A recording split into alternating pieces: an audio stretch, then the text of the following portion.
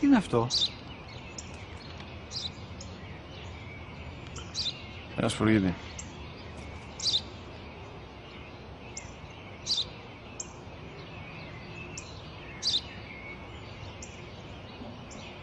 Τι είναι αυτό? Μόλις τώρα στο είπα, πατέρα, σπουργίτη είναι.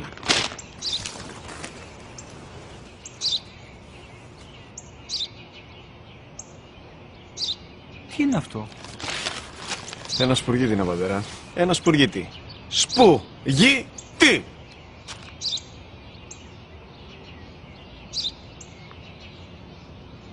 Τι είναι αυτό? Γιατί το κάνεις αυτό το πράγμα, μπορείς να μου πεις? Τόσες φορές σου είπα, είναι ένα σπουργίτη! Δεν το καταλαβαίνεις!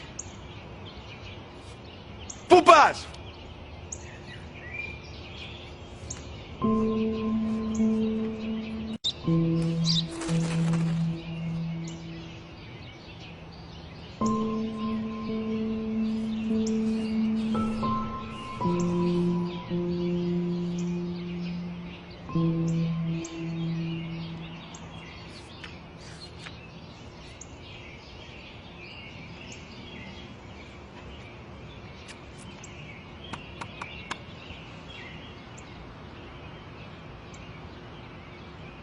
Δυνατά.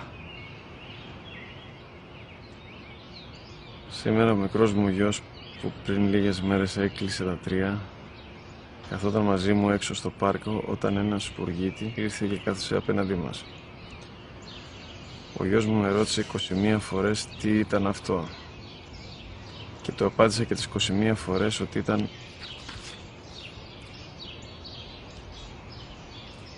ένα σπουργίτη.